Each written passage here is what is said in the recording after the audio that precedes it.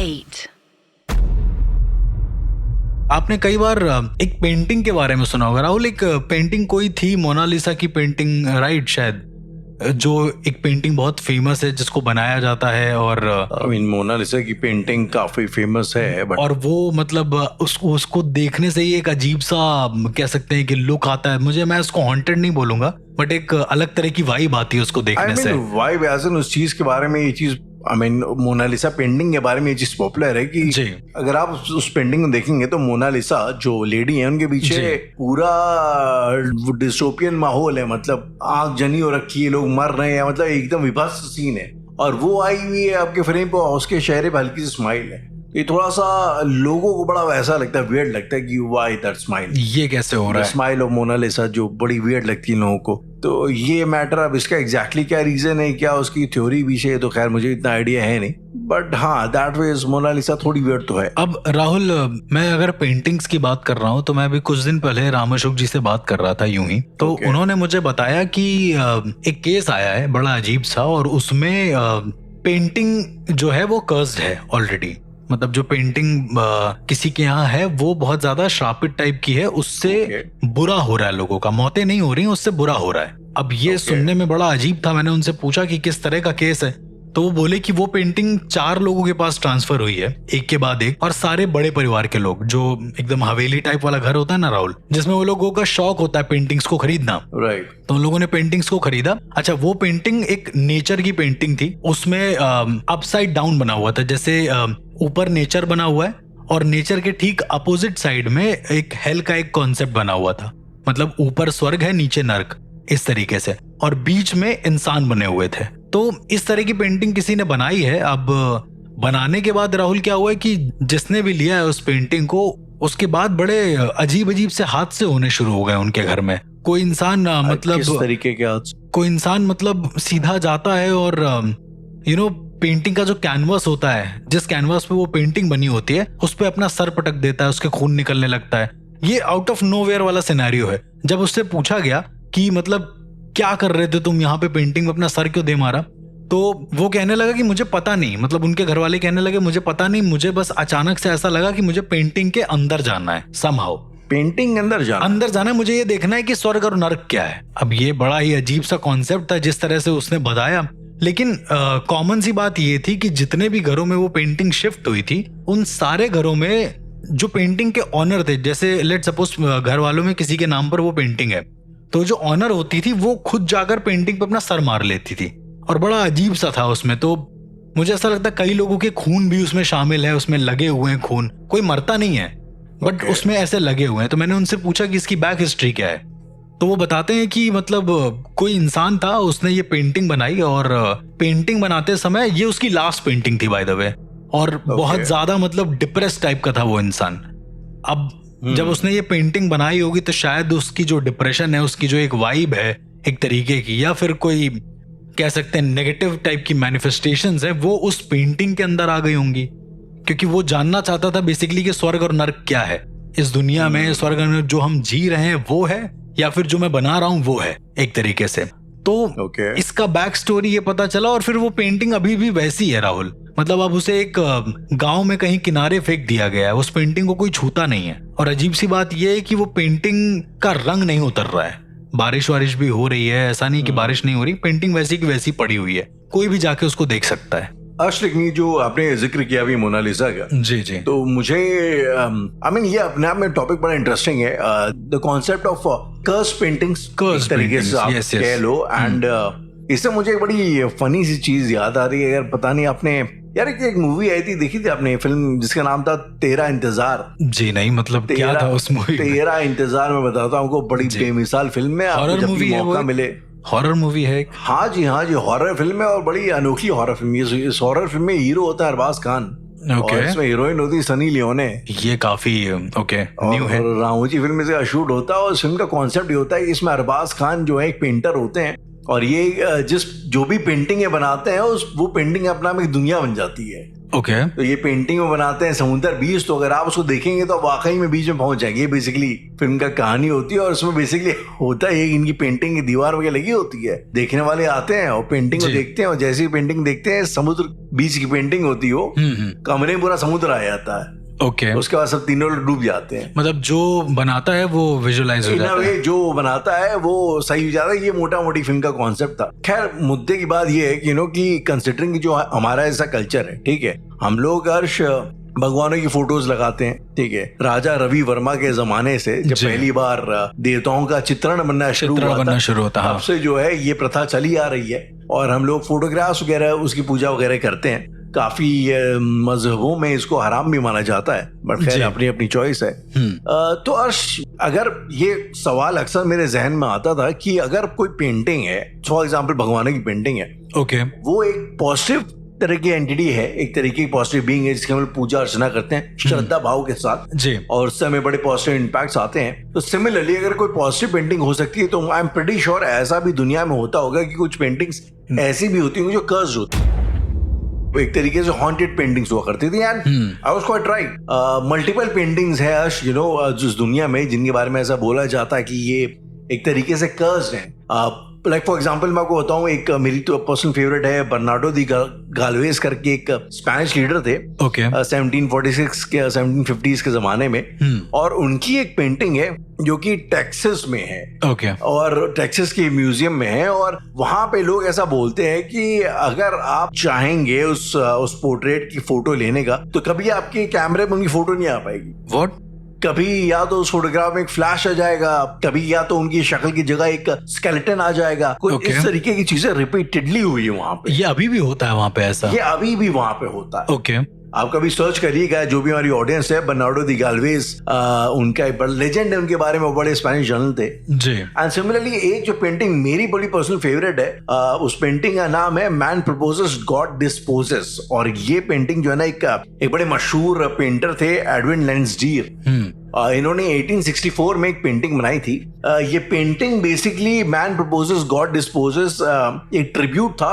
एक French expeditionary थे, मतलब एक फ्रांसिस उनका नाम था, फ्रांसिस, और वो मतलब कहते हैं एडवेंचरर किस्म के जो लोग होते थे, जो जहाज वाज लेके चले आते थे उसके खजाने की तलाश में, तो कुछ वैसे टाइप के कैरेक्टर थे। इनके बड़े पर्सनल फेवरेट थे, और वो शायद आखिरी जो जिस भी एक्सपीडिशन में गए होंगे तो उसमें वो गायब हो गए, तो वापस कभी आए नहीं। तो बेसिकली वो अपना में मिस्ट्री बन गया। तो उनको डेडिकेट करते हुए जो हमारे एडविन लेंसडीर थे, इन्होंने एक पेंटिंग बनाई जिसका नाम रखा मैन प्रपोजेस गॉड डिस्पोजेस, और उस पेंटिंग में बेसिकली एक जहाज है जो कि टूटा फूटा पड़ा हुआ है एक बीच से लड़के, और उसमें जमाने भर की चीजें बिखरी हुई हैं, और वहां पे 2 पोलर बेयर्स हैं, ओके, और पोलर बेयर्स जो है वो बेसिकली आई थिंक फ्रांसिस जो है वो अंटार्कटिका की खोज में निकले थे, तो उनका ये था कि मैं अंटार्कटिका को खोज निकालूंगा। तो वो जो पोलर बेयर्स हैं वो बेसिकली उसमें से सामान वामान निकाल लो, एक दूसरे पे अटैक करने जा रहे हैं। मतलब ये काफी वियर्ड है, ये मतलब सुनने में थोड़ा वियर्ड है, शायद तभी इतनी फेमस पेंटिंग है जी। और इस पेंटिंग के बारे में मजेदार बात ये, लेजेंड ये है कि जिस एक आर्ट स्कूल में पेंटिंग है, और उस आर्ट स्कूल के पेंटिंग में वहां पे एक कहानी बड़ी मशहूर है कि एक बार एक स्टूडेंट ने आर्ट के एग्जाम देते थे, क्या किया उसने, पेंसिल ली और पेंसिल लेके अपनी आंख में भोंक ली, ओके, और जब उसे पूछा गया कि तुमने क्यों किया, तो उसने बोला कि जो पेंटिंग है मैन प्रपोजेस गॉड डिस्पोजेस, इसमें जो पोलर बेयर है उसने मुझे बोला ये करने को, हाँ, devil made me do this, वैसा वाला मेड मी डू दिस वाली बात है। इनफैक्ट 1960s में भी जो है एक आध और स्टूडेंट्स थे जिन्होंने इस पेंटिंग को देखने के बाद खुद जान लेने की कोशिश करी, खिड़की का कांच अपनी आंख में घुसाने की कोशिश करी, और अगेन बोला सेम थिंग कि मुझे जो है ये इस पेंटिंग के जो पोलर बेयर्स हैं उन्होंने मुझे मोटिवेट किया, उन्होंने मुझे बोला ये सब करने के लिए। तो फाइनली अब उस पेंटिंग उन्होंने यूनियन जाके झंडा डाल करके उसको अलग कर दिया, सिक्योर कर दिया ताकि उसको कोई देख ना पाए। तो अर्श ये बड़े ही इंटरेस्टिंग से बड़े किस्से हैं हॉन्टेड कर्स्ड पेंटिंग्स को लेके, है ना। प्रीटी श्योर ऐसे कोई ना कोई किस्से शायद इंडिया में भी होंगे, बहुत सारे ऐसे हुए। जैसे मैंने आपको एक बताया कि वो पेंटिंग अभी भी वहीं पड़ी है। मैं पेंटिंग पे ऊपर ना आके अगर मैं आपको ऐसे बताऊं कि कुछ ऐसा होता है कि यदि किसी मूर्ति को ढाल दिया जाए, आपने कुम्हार को देखा होगा, राइट, वो कैसे एक मैं पेंटर और कुम्हार को काफी हद तक सेम समझता हूँ, क्योंकि एक पेंटर जो होता है वो भी एक खाली कैनवास पे कुछ ना कुछ बनाता है अपने रंगों की मदद से, और जो कुम्हार होता है वो एक कच्ची मिट्टी के जरिए ढालता है। दोनों का वर्क अलग अलग है, पर जो डिपिक्शन है किसी चीज को शो करने की वो एक ही है। तो मैंने कभी ऐसा पेंटिंग का केस ज्यादा हैंडल नहीं किया है, पर ये राहुल, अगर मैं आपको कहूं कि क्या किसी इंसान की बनाई हुई कोई कलाकृति किसी को हॉन्ट कर सकती है, तो आप मानेंगे इस बात को? पॉसिबली अब तो मान ही सकते हो इतनी कहानियों के बाद। क्योंकि मेरी नॉलेज में ऐसे 2 केसेस थे जहां पर एक कुम्हार, वो जो आपने देखा होगा बहुत सारे, जब दुर्गा पूजा आती है राहुल, तो दुर्गा माता की मूर्तियां बनती हैं अलग अलग, राइट? उनको बनाया जाता है, उनको ढाला जाता है, और उनके साथ साथ ना शैतानों की भी मूर्तियां बनती हैं। दुर्गा पूजा के बाद नरक चतुर्दशी आती है, जिसे हम काली अमावस्या भी बोलते हैं। वहां पर काली जी की पूजा होती है और ज्यादा। तो उसमें क्या होता है, काली जी की मूर्ति तो बनी रही है, साथ साथ क्या होता है कि जो शैतान है, जो डेविल्स हैं, उनकी भी मूर्तियां बनती हैं। ऐसा कहते हैं कि एक मान्यता के अनुसार भगवान श्री कृष्ण ने नरकासुर का वध किया था। तो बहुत सारे जो असुर है उनको धरती में, पाताल में भेज दिया था, और काली जी ने भी ऐसा किया था सेम। तो उसी वजह से वो नरक चतुर्दशी मनाई जाती है। उसे भूत चतुर्दशी भी कहते हैं एक तरीके से। तो ये जो मैं आपको केस बताने वाला हूँ, ये भूत चतुर्दशी के दिन का केस है, जहां पर मिट्टी से बनाने वाला, जो कलाकृतियां बनाने वाला एक जो आर्टिस्ट होता है, वो किसी तरीके से ऐसी मूर्तियां बनाने लगा था जो लोगों को पोजेस करने लगी थी, बड़े आउट ऑफ नोवेयर वाले तरीके से। तो लोगों ने मतलब मूर्तियां खरीदना शुरू करा भूत चतुर्दशी के 2-3 दिन पहले से अपने पंडालों में लगाने के लिए। तो एक बंगाली फैमिली थी, उन्होंने वो मूर्ति खरीद ली पूरी की पूरी। अच्छा राहुल, क्या होता है ना बंगाल में, यदि आप दुर्गा पूजा में जाएं या फिर कभी कुछ ऐसा करें, तो जो माता की मूर्ति होती है या फिर लेट सपोज काली माँ की मूर्ति लाए, तो उसको ना बहुत देख रेख करते हैं, उसकी बहुत पूजा पाठ करते हैं। उसके आसपास किसी को, मतलब किसी ऐसे को नहीं जाने देते हैं जो काला जादू वगैरह कर रहा हो या फिर कुछ ऐसा कर रहा है, क्योंकि उनका मानना है कि वो जो 7 दिन होते हैं दुर्गा पूजा के, या फिर जो 5 दिन होते हैं भूत चतुर्दशी के, उस दिन माँ स्वयं आती हैं, उस मूर्ति के अंदर प्रविष्ट होती हैं कहीं ना कहीं। तो वो लोगों को बहुत ज्यादा वो लगता है। अब एक बंगाली फैमिली थी, उन्होंने एक जगह से मूर्ति ले ली और उसके बाद अपने घर में स्थापित करी 5 दिन के लिए। ये दुर्गा पूजा के बाद की बात है, जब भूत चतुर्दशी आती है। उन्होंने लगाई ऐसा करके। और अच्छा, ये जो आर्टिस्ट था, जो मिट्टी का आर्टिस्ट था बनाने वाला, ये इनका फैमिली आर्टिस्ट था, बहुत टाइम से, पीढ़ियों से बनाता आया है ऐसा करके। तो इस बार जो दादा थे वो खत्म हो गए थे, तो ये इनका लड़का बना रहा था। इसने बनाया और दे दिया। अब 2-3 दिन बीते होंगे, वहां के घर वालों को लगने लगा कि जो मूर्ति है वो अचानक से, उसका जो सर है वो नीचे हो जा रहा है, और देखने में बहुत डरावना, मतलब जैसे वो बता रहे थे मैं वैसे बता रहा हूँ। उनको ऐसा लग रहा था कि माँ की जो मूर्ति है, माँ का जो चेहरा है, वो अचानक से ऐसे, मतलब पहले तो सामने देख रहा है जीभ निकालते, और अचानक से उसका सर नीचे हो जा रहा है, और बहुत ज्यादा डरावना लग रहा था ये देखने में। 2-3 दिन तक उनको ये लगा, और चौथे दिन जब भूत चतुर्दशी थी, उसके 1 दिन पहले उनको ऐसा लगने लगा कि घर में कोई लेडी है जो न्यूड होकर टहल रही है चारों तरफ। और सिर्फ टहल नहीं रही है, मतलब भाग रही है, जैसे एक कमरे से दूसरे कमरे तक बहुत स्पीड में। तो उसको कमरे के चौखट पे देखा जा सकता है, लेकिन चौखट के बाहर वो स्पीड में निकल रही है। ऐसा उस फैमिली को बार बार ये लगने लगा। मीनवाइल, जब जिस समय उनको ये लगता था कि कमरे में कोई इधर उधर भाग रही है, करीब हरकत होती थी 1:30 से 2 के बीच में जी। तो जब वो लोग माता की मूर्ति की तरफ देखते थे, तो उनको मूर्ति ना, अब क्योंकि अंधेरा कर देते, पट बंद कर देते हैं, तो उस समय पर उनको ऐसा लगता था मूर्ति अपनी जगह पर है ही नहीं, बिल्कुल भी नहीं, गायब हो गई वहां से। अब ये देखने में बहुत ज्यादा स्पूकी था। भूत चतुर्दशी आती है तो उस दिन सुबह एक तरह की प्रक्रिया होती है जिसमें कद्दू को काटना होता है माता के सामने। वहां पर वैसा वाला बलि का प्रचलन नहीं, वहां पर एक कद्दू को लेते हैं और कद्दू को सीधा जय माँ भवानी बोल के काट देते हैं, या जय माँ तारा, जय माँ काली ऐसे बोल के काट देते हैं। उनकी फैमिली वालों ने उस कद्दू को काटा, और कद्दू के अंदर से मतलब पूरा सड़ा हुआ कद्दू निकला।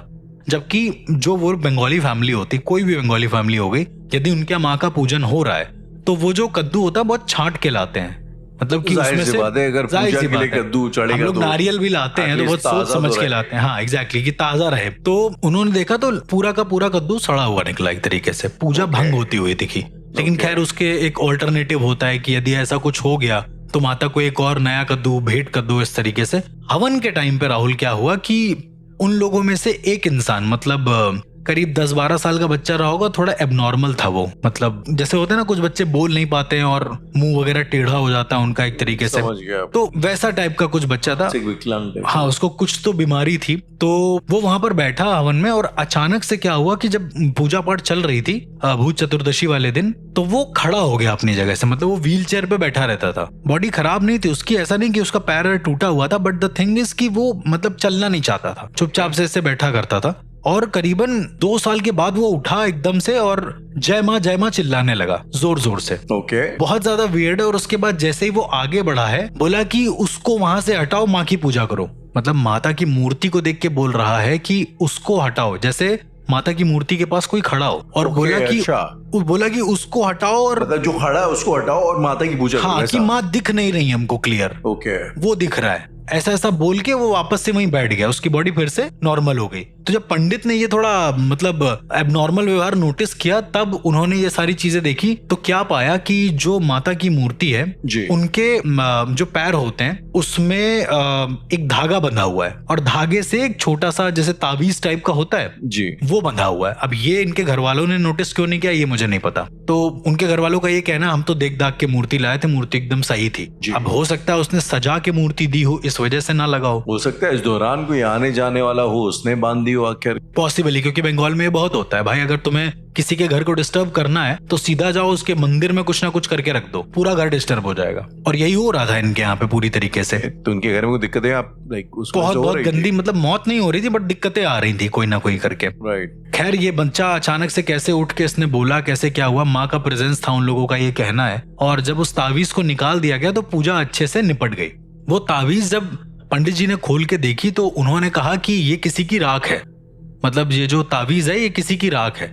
ऑल्सो ये जो मूर्ति बनी हुई है इसमें कुछ दिक्कत है, क्योंकि वो लोग बाद में तो मूर्ति विसर्जित कर ही देते ना, स्थापित नहीं करते हैं। तो जब स्थापित करने जा रहे थे मूर्ति को तो उसमें से बहुत गंदी महक आने लगी। मतलब अब कुछ तो ऐसा होगा। फिर उस बंदे के पास गए वापस, तो क्या पता चला कि उसको पुलिस ने पकड़ लिया है, उस बंदे को जो बना रहा था ये सब चीजें। पुलिस ने क्यों पकड़ा? जब इनकी फैमिली उनके पास गई तो पुलिस वालों का ये कहना है कि ये इसमें इंसान की राख मिला देता था, मतलब जो मूर्ति थी। अब राख मिला देना ये कोई क्राइम नहीं है, बट अगेन स्टिल ये एक बेवकूफी है एक तरीके से, माता के उसमें तुम मिला रहे हो। बट इसका पैरानॉर्मल एस्पेक्ट ये था कि वो अपने पिताजी की ही अस्थियों को उसमें मिला रहा था, आउट ऑफ नोवेयर। ये करने की वजह जब उनके फैमिली वालों ने पूछी तो उसने कहा कि मतलब बाबा को जिंदा करेंगे वापस से। अब आप देख रहे वो एक मूर्ति में उसने न जाने कितनों को वो मूर्ति दी होगी। उसने ये बोला कि यदि 12-13 लोग ऐसे एक साथ मूर्ति से पूजा कर लेते तो, और जब ये मूर्ति बहती तो मेरे पापा पानी में से बाहर आ जाते। ये एक सोच थी। विधान होता है? ऐसा कोई विधान नहीं होता है, ये एक बेवकूफी है केवल जिस तरह का उसने किया। तो अगेन लेकिन राख बांधने से लोगों के घर में दिक्कतें हो रही थी। वो क्यों हो रही थी वो भी मैं बता दूं, क्योंकि वो ऑलरेडी तांत्रिक विधानों में था कि क्या हो रहा है क्या नहीं हो रहा है इस तरीके से। और वो जो राख थी उसको वो अभिमंत्रित करता था, उसको वो सिद्ध करता था, और सिद्ध करने के बाद उसको, और माँ के सामने ही वो सिद्ध करता था। इसीलिए माँ की ही कोई गण थी जो उस राख में प्रविष्ट कर गई होंगी, समा गई होंगी। और जब उसको मूर्ति में बनाया गया होगा तो कोई इस पर कोई बैड इंपैक्ट नहीं पड़ा। लेकिन जिसके घर में गई है, चूंकि वो माँ नहीं, माँ के गण है, तो उसका प्रेजेंस दिखने लगा ऑटोमेटिकली, इसीलिए कोई मर भी नहीं रहा है। ये भी एक इशू है। अब कहने का मतलब ये है, अगेन राहुल कर्स पेंटिंग से मेरा मतलब ये था कि ये लोग जो है, कई सारे लोग ऐसे भी होते हैं। मैंने आपसे नीलावंती ग्रंथ के बारे में बात करी कि उसमें जो डायन थी उसने अनार की जड़ से कुछ ऐसा करके लिखा हुआ है प्रॉपर। तो कई सारे ऐसे भी चीजें होती हैं जो अगर आप एक विधिवत तरीके से लिख दें या फिर विधिवत तरीके से उसका चित्रण कर दें, उसको बना दें। जैसे आपने शुरुआत में मेरे से बोला कि भगवान की मूर्तियां बनाई जाती थी, भगवान की जो तस्वीरें हैं वो बनाई जाती थी, फिर धीरे धीरे पॉजिटिविटी आने लगी, लोग उसको पूजने लगे, मानने लगे। क्या ऐसा नहीं हो सकता है कि कोई उसी के पैरेलल में कोई शैतान की भी मूर्तियां बना रहा हो या फिर उसकी कोई चित्रण बना रहा हो? लूसीफर, सैटर्न वगैरह की तो लोग पेंटिंग्स वगैरह बनाते हैं, काफी बनाते हैं। और वैटिकन ने उसको लाइक बैन कर दिया था। बैन कर दिया। तो इनफैक्ट वो आज भी जैसे जो बाहर के जो लोग हैं वो लोग यूज करते हैं उसका चित्रण बनाने में, प्रॉपर एक डेविल का फेस बनाने में। इनफैक्ट लिलित का फेस बहुत सारे लोग बनाते हैं। जी। और मैंने एक केस था, उसको मैं फिर कभी डिस्कस करूंगा। उसके अंदर एक तरह के चित्रण का वर्णन था जिसमें जो चेहरा है वो एक छिपकली का है और जो शरीर है वो एक इंसान का है। इस तरह का एक चित्रण, इस तरह का एक ऐसा चित्रण जिसको बना के तांत्रिक उसकी पूजा करते थे। अब उनके हिसाब से वो क्या है ये किसी को नहीं पता। बनारस में राहुल यदि आप जाएंगे, जब रात में कभी ऐसी पूजा होती है या पिशाच मोचन घाट के आसपास जाएंगे, तो वहां पर आपको अजीब अजीब आकृतियां बनी हुई दिखेंगी। तो क्या वो आकृतियों का अपना कुछ सिंबल है, क्या उनका कोई मतलब है? क्योंकि हम लोग जैसे अगर टीवी वगैरह में भी देखते हैं तो भी बहुत सारे ऐसे मैंने शोज देखे हैं, शोज इनफैक्ट मैंने बहुत सारी ऐसी मूवीज देखी हैं। एक मूवी आई थी द सॉर्सरर्स अप्रेंटिस, तो उस मूवी में आपने देखी, निकोल केज की मूवी है। तो बेसिकली उसमें आपने देखा होगा कि वो प्रॉपर दीवार पे मंत्र टाइप का कुछ गढ़ा रहता है, बना रहता है, उससे दरवाजा खुलता है कोई ना कोई, उससे सिमसम टाइप का सीन रहता है वो होता है, या फिर उससे कोई एंटिटी बाहर आ जाती है, समथिंग लाइक दैट। इवन जो घेरा बनता है गोल, वो भी तो एक तरीके का चित्र ही है ना राहुल, एक तरह की ज्यामिति ही तो बन रही है। पर अर्श ये वही, अगर क्या ये एक पॉसिबिलिटी है कि कोई स्पिरिट जो है वो एक पेंटिंग को पोजेस कर ले? मैं आपको एग्जांपल देना चाहूंगा। एक अगेन ऑस्टिन टेक्सास की एक स्टोरी है, अगेन रियल स्टोरी है ये। एक पेंटर थे रिचर्ड किंग, और उनकी एक बड़ी फेमस पेंटिंग है लव लेटर्स करके। व्हाट? लव लेटर्स जिसमें बेसिकली कुछ बच्चियां वगैरह बनी हुई है। ओके। एंड समहाउ ये एक म्यूजियम रखी हुई थी ऑस्टिन टेक्सास के किसी स्कूल वगैरह में, और वहां पे एक लड़की की मौत हो जाती है, कुछ 6, 7, 8 साल की बच्ची की। और कहते हैं कि फिर वो, उन लोगों का ऐसा मानना है कि उसकी आत्मा ने, उस बच्चे की आत्मा ने इस पेंटिंग को पोजेस कर लिया। ओके। और अब आज की तारीख में अगर आप जाएंगे, उसमें पेंटिंग बनी हुई है, लोगों का ऐसा मानना है कि अगर आप उस पेंटिंग को देखेंगे तो उसका फेशियल एक्सप्रेशन कुछ और होता है, और जैसे ही आपकी नजरें फिरती हैं उससे, तो उसका फेशियल एक्सप्रेशन कुछ और होता है, वो बदल जाता है। ऐसा लोगों को बड़ा स्ट्रॉन्ग मानना है वहां पे। तो ये जब मैंने पहली बार सुना, मुझे बड़ा ताज्जुब, हैरत हुआ यार कि पेंटिंग भी पोजेस हो सकती है। आई मीन हम लोगों ने किताब वगैरह के ऊपर बात करी है किसी एपिसोड में, अगेन पेंटिंग भी होती है। आई नेवर थॉट जी, मतलब पेंटिंग होती है राहुल। मुझे ऐसा लगता है कि अब देखिए, जैसे 2D 3D इस तरह से अगर हम बात करें तो मूर्ति क्या होती है? मूर्ति एक 3 डायमेंशनल चीज होती है, हम देख सकते हैं। फिर क्या आता है जो हम लोग कागज पर बनाते हैं, वो क्या होती है? वो 2D होती है एक तरीके से। इससे याद आया एक बार जो हम लोगों ने कुछ एपिसोड पहले भी बात करी, जो बैंगलोर वाले केस आपने बताया, जहाँ पे एक सॉफ्ट टॉय के अंदर वो पांडा था, छोटा सा उसके अंदर, तो वो भी एक 3D एक टॉय था, 3 डायमेंशनल टॉय था। हाँ, तो पता नहीं क्यों मुझे वो लगता है कि स्टिल पॉसिबिलिटी, बट एक painting again it's a 2D thing, तो मुझे मुझे लगता नहीं था उसमें हो सकता है। अब राहुल देखिए, मतलब पॉसिबिलिटी की बात करूं, मैंने भी कभी एकदम अपनी आंखों से नहीं देख लिया है, मैंने सुना बहुत है। क्योंकि अगर नीलावंती ग्रंथ जो है वो किताब पर लिखा है, वो एक ताम्रपत्र पे लिखा है, जो कि एक 2D चीज है, अगर वो पोजेस हो सकता है, अगर वो श्रापित हो सकता है एक तरीके से, तो ये पेंटिंग पोजेस नहीं हो सकती है, पेंटिंग श्रापित हो सकती है, उस पर किसी तरीके का कर्ज चढ़ सकता है। ये हो सकता है कि यदि वो ऐसे, आप मान के चलिए, मैं एक फेक सिनेरियो आपको बताता हूं जो पॉसिबल सिनेरियो है।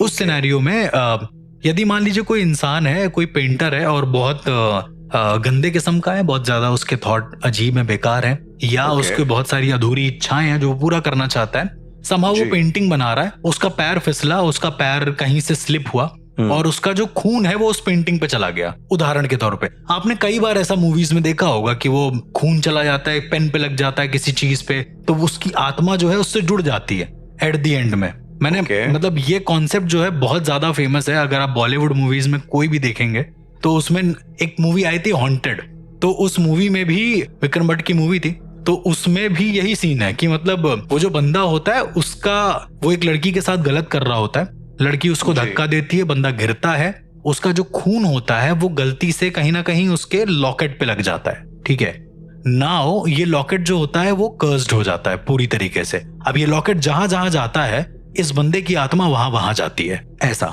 वो बंदा मर चुका है, मतलब वो बंदा मर चुका है, अब उसकी आत्मा वहां वहां जा रही है क्योंकि उसका खून उससे जुड़ा है। तो मेरा ऐसा मानना है कि किसी पेंटिंग को पोजेस होने के लिए, या फिर किसी पेंटिंग को कर्स्ड होने के लिए, उसका आत्मा की जो बॉडी है उसके साथ कोई कनेक्शन होना बहुत जरूरी है, कोई वैलिड कनेक्शन होना बहुत जरूरी है। या तो उसने बहुत ज्यादा अपनी मैनिफेस्टेशन, कोई ऐसी ऊर्जा दी हो उस पेंटिंग के अंदर कि बहुत परेशान हो गया उसको बनाते बनाते, एंड समहाउ वो मर गया हो। तो थोड़ी बहुत पॉसिबिलिटी है कि वो जो पेंटिंग है वो उसमें उसका वो एसेंस होता है ना, हम लोगों ने बात करी है, एक एसेंस की जो रह जाता है, जो ट्रॉमा होता है, जी, उस पेंटिंग में कहीं ना कहीं सिमट जाता है, क्योंकि उसने रंगों को अपने हाथ से उठाया है, उसमें बनाया है, उसके हाथ का जो जीवत्व है वो कहीं ना कहीं उस जगह पर चिपका हुआ है, लगा हुआ है। तो मेरा ऐसा मानना है कि वो एक पॉसिबिलिटी है उसके अलावा तो मतलब अब हजारों तरह की कर्स्ड पेंटिंग है, किसके बारे में क्या कहा जाए कोई आइडिया नहीं। एग्जैक्टली हर्ष, आई मीन अगर आप देखने जाएंगे हिस्ट्री में तो जी। हॉन्टेड पेंटिंग्स की कोई कमी नहीं है। लाइक हद से ज्यादा इस तरीके के इंसिडेंट्स मौजूद हैं हिस्ट्री में जहां पे पेंटिंग्स कर्स है। बिल्कुल। लेकिन इससे भी ज्यादा इंटरेस्टिंग एक चीज और है। क्या? पेंटिंग के अलावा हम लोगों ने शायद कई बार एक कर्स नॉवेल्स की बात करी है। बिल्कुल, किताब की बात करी है। एक किताब की बात करी जो कि कर्स है। मल्टीपल किताबों की बात करी है। बिल्कुल। लेकिन सरप्राइजिंगली कुछ ऐसी स्क्रिप्ट्स भी मौजूद हैं, स्क्रिप्ट्स जो कि कमर्शियल फिल्म इंडस्ट्रीज में पिच करी गई थी, जो ऐसा कि लोग मानते हैं कि कर्स्ड हैं।